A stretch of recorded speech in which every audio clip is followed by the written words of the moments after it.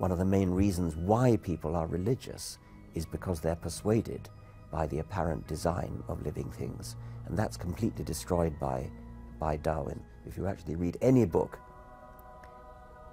by a biologist about evolution, it's hard to see how you could fail to be persuaded of it. I mean, the evidence is just absolutely pat. There's no doubt about it. It's not a controversial issue. It's completely certain. It's as certain as the fact that the Earth and the other planets orbit the Sun. More than 40% of the American population, if opinion polls are to be believed, think that the world is less than 10,000 years old. And that's a shocking figure. It shows deep, profound ignorance.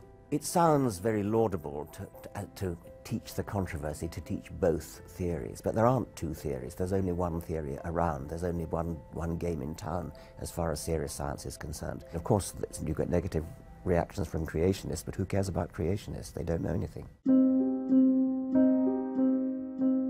I think it was my father who first introduced me to Darwinian evolution. I was immensely moved by it, and it did start a roller coaster in a way, and then I started to become really quite anti-religious after that. I went through a sort of middle ground of what you might call deism. I think I gave up Christianity before I finally gave up the idea of a sort of creative designer of some kind.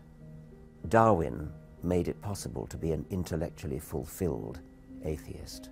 Before that, you could be an atheist, Hume was, for example, but it was quite difficult because you had no good explanation for why living things look so well designed. Darwin provided that.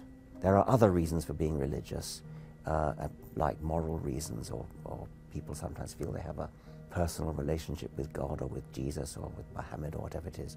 And that kind of reason for being religious would not in itself be undermined by Darwinism, but it's quite wrong to believe that science reduces humanity, that science somehow gives you a bleak, cold, empty, barren view of the universe and of life.